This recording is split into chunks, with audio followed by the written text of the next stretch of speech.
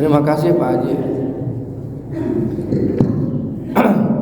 Kalau ada orang kematian, kemudian orang bertakziah, banyak orang yang pakai bajunya hitam. Kenapa? Pastinya di dalam agama Islam itu tidak ada tuntunan untuk berbaju hitam. Sebenarnya itu berawal dari tradisi Barat. Tradisi Barat yaitu keyakinan Yunani untuk mengelabui dewa pencabut nyawa waktu itu. Untuk mengelabui dewa pencabut nyawa, untuk menyamarkan siapa orang berikutnya yang akan diambil nyawanya. Itu keyakinannya deh Yunani. Kemudian dipakai kan Yunani Barat. Nah, berkembanglah di Barat. Kemudian berkembang lagi ke Nusantara, ke Indonesia. Jadi nggak ada keharusan pakai baju hitam ke kematian itu. Itu mah ikut-ikut etawe Barat. Dari orang mah umumnya takziahnya pakai baju naonnya sing pantes unggul. Yang penting gitu. Jeung tadi dituntun harus pakai baju ente. Jadi eta mah sejarahna ti Barat sebenarnya. Setahu saya mah begitu. Gitu. Untuk mengelabui dewa pencabut nyawa. Waktu itu dia begitu ceritanya. Hai orang mah keyakinan untuk itu. Orang makan malaikat Israel tidak akan mungkin salah mencabut nyawa seseorang. Erek pakai baju hidung ke, erek pakai baju bodas ke, erek kumisna dicukur ke, kumisna dicukur, buhukna dicukur, siga orok kene cenah ieu mah, rek dicabut nyawa teh ulah wakah cenah karek orok kene cenah. Gitu. Moal salah malaikat Israel mah. Gitu. Masing orang aya di luar, di lapangan arek maot mah maot. Di jero gedung arek maot mah maot. Di gedung aya kene kamar, di lebet kamar. Nya arek dipanggil diambil nyawana. Di kamar aya deui lemari. Urang nyumput di jero lemari. Ari waktuna maot mah maot. Di jero lemari aya kene berangkas, urang asup ke berangkas supaya teu kena ku malaikat Jibril angger maot. Ya. Walau kana fi burujin musayyadah. Walaupun ada di tempat yang sangat tertutup. Jadi sehingga dengan keyakinan orang Islam sebetulnya hitam dalam takziah itu tidak relevan. Ya orang mah beda supaya patah batur harideung ya orang aku meureun beda kadang-kadang seperti itu. Ya eta mah perasaan. Perasaan itu bisa jadi dasar. Gitu. Hanya orang baju nang eueuh hideung mah cenah. Make batik wah cenah. Kitu dah. Takziah make batik jeung mereka kondangan ya. Ya make koko lah pantas gitu, Pak. Ya, bener tuh. Gitu. Kunaon beneran aku neng duka tah tanyakeun kana sepuhan deui tah. Sebab di masing-masing daerah beda, Pak. Di Jawa aya nu bodas, Pak, di Jogja bodas. Di urang koneng pantura. Di Jawa bodas, Pak. Orang tengah itu apakah baheulana orang Golkar gitu koneng gitu. Nepi ka nu mau teh di konengan. Kuningisasi. Apakah sebelum Golkar juga tetap sudah kuning gitu? Wallahu alam lah. Kita nanti cari lagi ya. Kenapa? Saya juga sering bertanya itu kenapa di Bekasi, di Kerawang, ya sampai sono no. Panturaan lah. Kalau meninggal mesti kuning gitu benderanya. Tapi di Jawa ada putih, Pak. Ada putih. Satu daerah dulu itu putih. Mungkin ada yang tahu silahkan jawab yang begitu. Itu nanti kajiannya ya bukan hukum sebenarnya, Pak. Cuma historis sosiologis. Simbol-simbolan itu. Jadi kenapa harus kuning? Ya tradisi nawe. Jadi tradisi. Pas tadi teh kunaon pakai baju hidung. Ya mantes nawe ketinggali begitu. Aya nu berkabung kan hatinya mendung tuh diartikan hitam itu aya anu dimahkeun gitu. Ya ari ngaranna makna mah gampang narasi mah disesuaikan. Ya benar enggak? Orang jatuh cinta dilambangkan biru, birunya cinta. Nah hubungannya cinta jeung biru kan apa? Atau orang lagi kasmaran dilambangkan pink. Itu kan simbol narasi. Mana ada warna jatuh cinta? Ya itu kan, tapi karena kita hidup di dunia yang sudah ada seperti itu ya, kita ikut jadi ya seperti itu. Yang minggu kemarin ayat-ayat perang itu kapan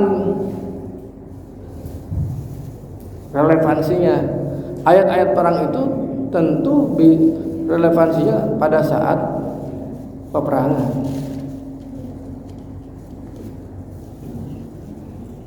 Jadi ayat-ayat perang tidak bisa dipakai pada saat damai. Maksudnya tidak bisa jadi rujukan dengan konteks dalam keadaan damai. Kayak kemarin itu, perangilah orang yang memerangimu. Ya berarti kan dalam keadaan berperang. Orang diusir, ya negara orang ada pendudukan penjajah ke kita, maka wajib kita melawan. Kalimatnya, perangilah orang yang memerangi kamu, yang mengusir kamu dari rumahmu. Berarti dia merebut tanah air. Jepang masuk, wajib kita berperang. Konteksnya orang itu ya. Israel menyerang Palestina. Bagi masyarakat Palestina itu wajib berperang. Kalau orang Indonesia mau ikut berperang, ya silahkan, tapi harus dengan mekanisme yang disepakati. Itu apa yang bisa dibantu dalam peperangan sekarang misalkan? Ya dibantu mah donasi.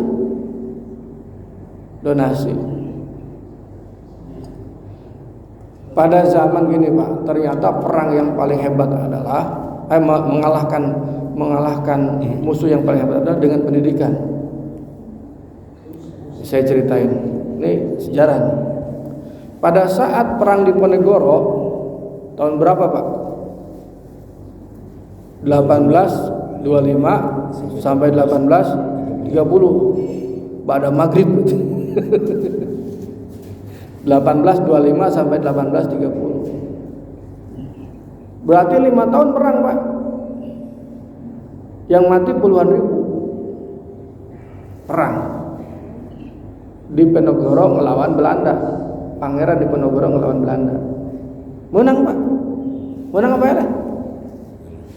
Menang apa ya? Ayo perang di Ponegoro menang apa ya? Di sejarah kita nih. Kita menang apa kalah? Kalah Pak. 5 tahun perang kalah kita. Akhirnya Pangeran Diponegoro ditangkap ya, kemudian diasingkan di Makassar. Bapak Ibu kalau ke Makassar tuh lihat ada benteng Rotterdam. Rotterdam apa namanya? Ada benteng di situ, tempat penjaranya Pangeran Diponegoro.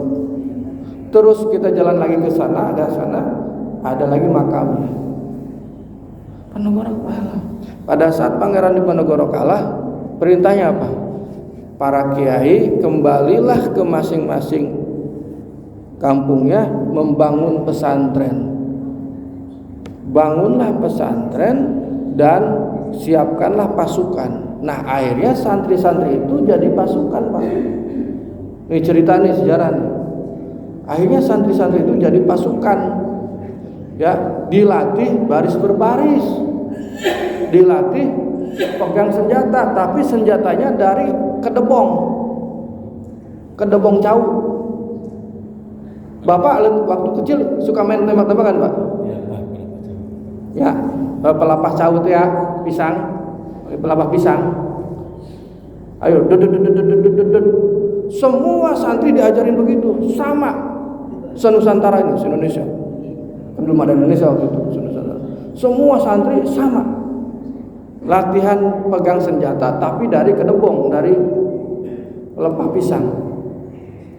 Bener gak? Tuh, semua kiai punya pasukan, punya santri. Santri diajaran kanuragan, jaragoan. Pada tahun 19 abad ke-19an di sini ya, itu kan 1930 ya. Tidak butuh waktu lama. Pada saat awal abad 19, awal abad 20, Pak. Ya kan? Belanda membuka politik etis. Ada yang merespon, ada yang tidak. Karena tadi kaum santri mah sudah malas santren, ya, jaragoan, Pak. Tadi dia kemudian Belanda buka sekolah. Hei, bangsa Indonesia jajahan, ya miskin. Sekolah marane gitu, sekolah tuh. Ya anu ngerespon sah kelompok. Ya kelompok inilah ya. Tapi kelompok yang tradisionalis, tadi kelompok modernis lah. Modernis menolak itu. Pakai celana haram. Pakai jas haram, pakai dasi haram, itu ceritanya. Kenapa haram? Karena saking tidak maunya Belanda mempengaruhi pola hidup orang Indonesia. Sekolah haram, Pak. Waktu itu cek saha tadi, cek para kiai itu tadi teh eta. Sabab lamun sekolah berarti pakai didikan Belanda. Teu meunang haram. Sebab kiai geus aya pesantren-pesantren. Tahun berikutnya, Pak, ketika bicara peperangan, nu dipanggil pesantren tadi tah. Perang di Surabaya kumpul. Waktu ada apa namanya tuh? Waktu kita perang di Surabaya terus. Nah, santri-santri ini kemudian jadi tentara-tentara, Pak, tentara-tentara dipimpinlah oleh Jenderal Sudirman. Sudirman ke santri. Terus berjuang sampai puncaknya di pertempuran Surabaya. Itu para santri. Ketika sudah belajar tadi tembak-tembakan, dikasih tembakan beneran, Pak. Sudah bisa. Itu hebatnya para kiai ya. Jadi sebenarnya yang bisa mengalahkan itu strategi para kiai itu dengan cara pendidikan, Pak. Orang Palestina ini 40 tahun ya, berapa puluh tahun itu. Dan barisan sholat itu, Pak. Nah, ya negara turun perang berharap ngaji kos kira. Negara perang terus. Jangan barisan sholat. Nah, lamun di Indonesia mah bisa dah. Dan sama lega ya. Mantap pesantren dah yang di gunung, yang di pantai. Itu ya rumput, nanti dipanggil pas datang. Nah, sekarang di Palestina juga kayak gitu sih sebenarnya.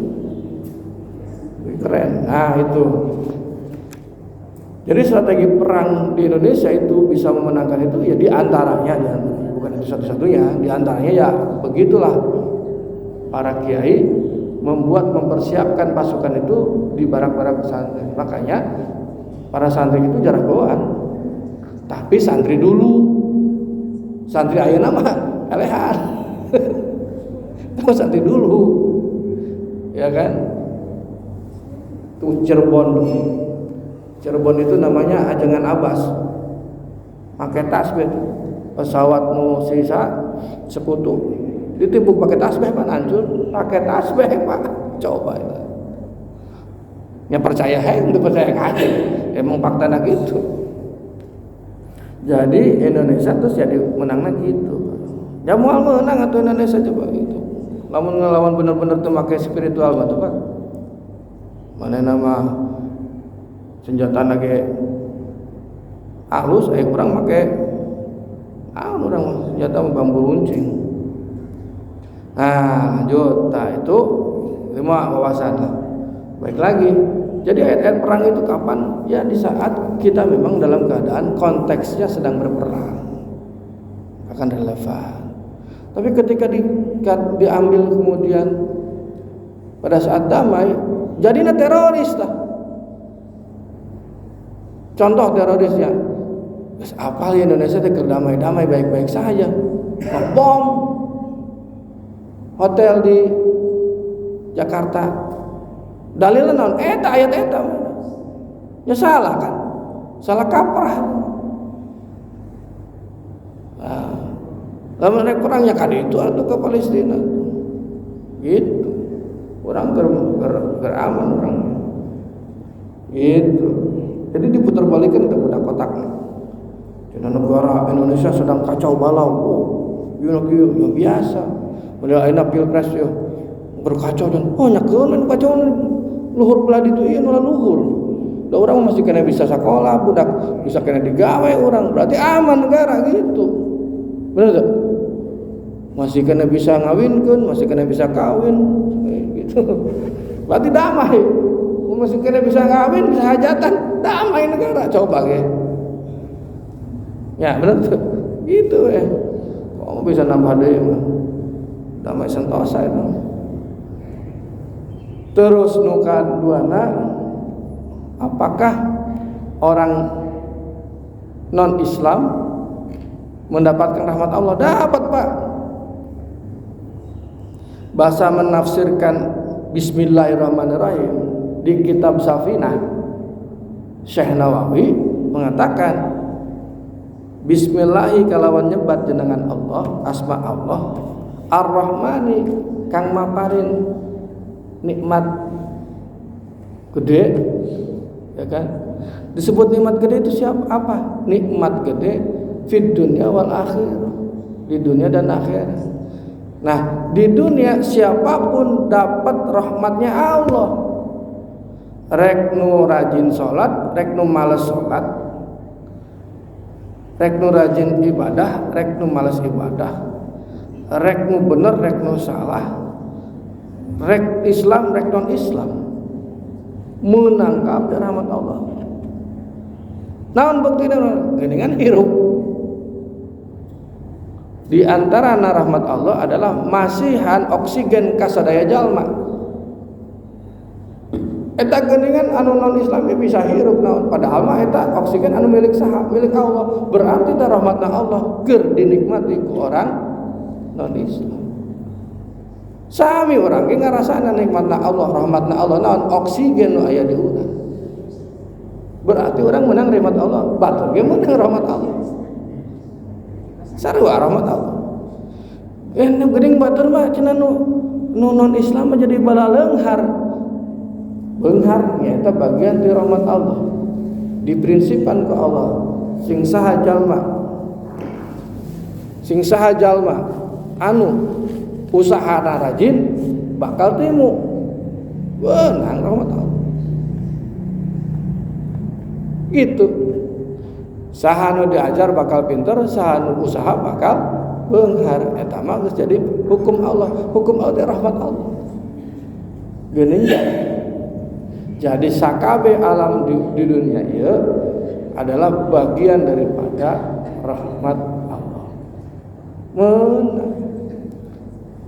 Geuningan anu meunang eta, anu meunang penemuan penelitian nu bisa ngubaran jelema nu galering ge lobana mah ayeuna lobana mah ti kelompok non Islam da penelitian di Cina, di Amerika, di Israel, di penelitian ya menemukan obat apa gitu. Jarang di Arab, jarang kan? Penelitian di Arab menang naon vaksin naon Arab pernah gitu Arab menang vaksin ya, penemuan vaksin. Henteu diberekeun ku Allah ka saha ilmu ka jelema nu neangan-neangan walaupun orang itu non Islam. Rahmat Allah. Untuk kedua Islam. Vaksin eta beunang ku saha misalkan ku orang Cina anu bisa nyelamatkeun jelema alam dunia kamari kena Covid, berarti tina vaksin eta hebat ya. Menang di mana? di rahmat Allah lewat jalur mana? Ayo orang menang kena vaksin merah putih. Udah ribet deh apa diasupkeun dikeluarkeun deui. Modelna. Nanti ya. Nah, namun di akhirat, kalau di akhirat Ar-Rahim Bismillahirrahmanirrahim Ar-Rahim kang maparin rahmat Allah ning akhirat bloko bahasa Arab bahasa Jawa. Nah, tetapi kalau rahmat Allah di akhirat hanya untuk orang Islam. Jadi Allah mah sifatna Ar-Rahman Ar-Rahim, maka orang nyebutna Bismillahirrahmanirrahim. Sadayana anu 99 nama itu semuanya 99 nama itu kumpul dina dua sifat besar itu, Ar-Rahman Ar-Rahim. Mantap, jangan pernah lupa Ibu kalau memulai sesuatu dengan Bismillahirrahmanirrahim, supaya orang menang rahmatnya di dunia juga menang rahmat di akhirat. Rahmatna Allah di akhirat naon wae nu kamari diceritakeun, sejak di alam kubur menang nikmat kubur, dugi ka akhirat menang surgana Allah Subhanahu wa taala. Saya kira itu sudah 5:30. Mudah-mudahan bermanfaat. Sageus beurang ya.